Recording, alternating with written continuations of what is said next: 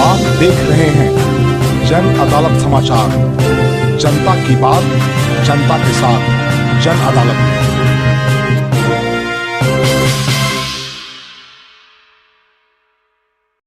ज्ञानवापी मस्जिद कहना अनुचित है, क्योंकि उस मस्जिद के बगल में ज्ञानवापी तीर्थ है, जिसको ज्ञानोदक तीर्थ बोलते हैं। ज्ञानवापी तीर्थ में ये भगवान रुद्रेश्वर के त्रिशूल से, गंगा से भी पूर्व, बहुत पूर्व वह जल निकला। तो उनको ये वरदान मिला है कि ये जल रूप में, ये द्रव रूप में शिव है। ज्ञानवापी कुआं आप कहते हैं, हम ज्ञानवापी तीर्थ बोलते हैं।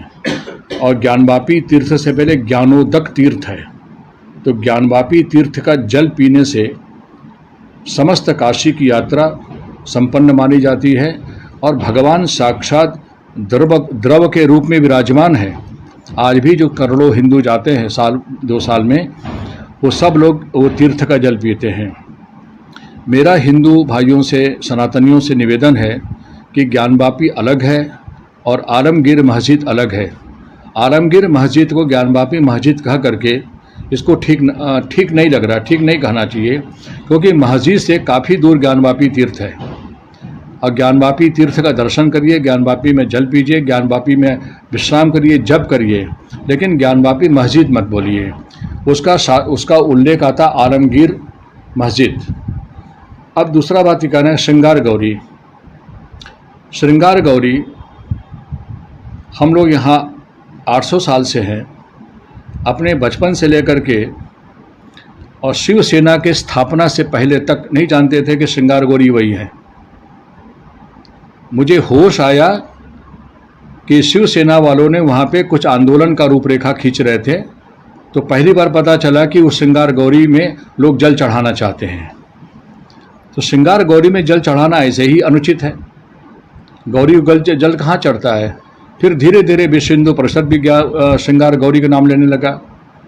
लेकिन जहाँ तक है कि बिहार राष्ट्रभाषा परिषद के द्वारा जो वाराणसी वैभव पुस्तक है, यदि उसको हम सत्य मानते हैं, तो काशी विश्वनाथ मंदिर के ईशान कोण में, जहाँ अन्नपूर्णा जिसको अन्नपूर्णा देवी कहते थे, उसी अन्नपूर्णा मंदिर में श्रृंगार गौरी का विराजमान ऐसा ग्रंथ में अंकित है।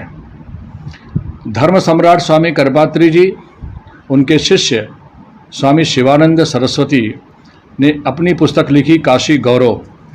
काशी गौरव में श्रृंगार गौरी का उल्लेख आता है कि D3/58 मोहल्ला बासफाटक। अब स्वामी जी का उस पर मत है और समर्थन है, तो स्वामी करपात्री जी को तो हम लोग देवतुल्य विद्वान मानते हैं, इसलिए उस पर हम नहीं कह सकते। अब ये सच 2 ग्रंथ मेरे सामने हैं,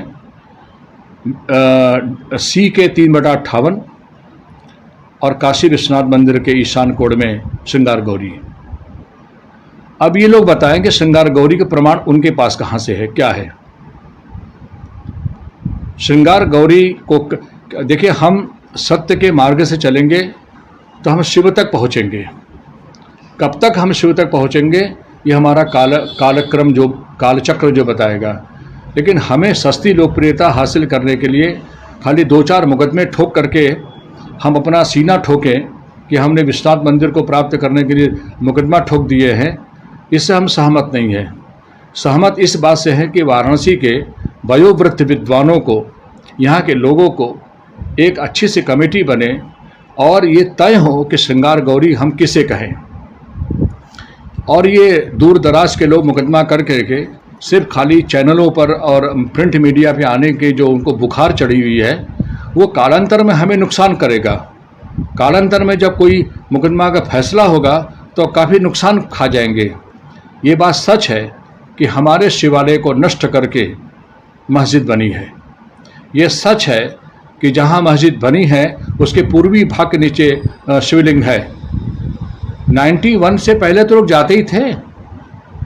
वो तो पुलिस वेरिफिकेशन, पुलिस ने बैरिकेटिंग करी है, और कोयला की दुकान था, हम लोग सब जाते थे। वहाँ व्यास जी संकल्प कराते थे लोग दर्शन करके निकल जाते थे, कोई तंग नहीं करते थे लोग। बाबरी मस्जिद गिरने के बाद कड़ाई हुई है और हम लोग अपने सनातनी पूजा पाठ से दूर हुए हैं। लेकिन श्रृंगार गौरी पर हमारा मत अभी निश्चित नहीं है कि वो गिरे हुए पाषाण के प्रतिमा को, गिरे हुए वो ध्वस्त किया हुआ जो पिछला भाग है, उसके एक किसी टुकड़े को हम श्रृंगार गौरी कह के वो करें। हमें बस उन लोगों से निवेदन है कि सबसे पहले श्रृंगार गौरी की प्रामाणिकता काशी वासियों को बताएं, प्रशासन को बताएं, हमारे माननीय लोकप्रिय सांसद मोदी जी को बताएं। ये घर की बात है, काशी की बात है। काशी में कोई काम असत्य न हो, अनुचित न हो, लेकिन श्रृंगार गौरी बाबा विश्वनाथ मंदिर में था, ऐसा प्रमाण हमें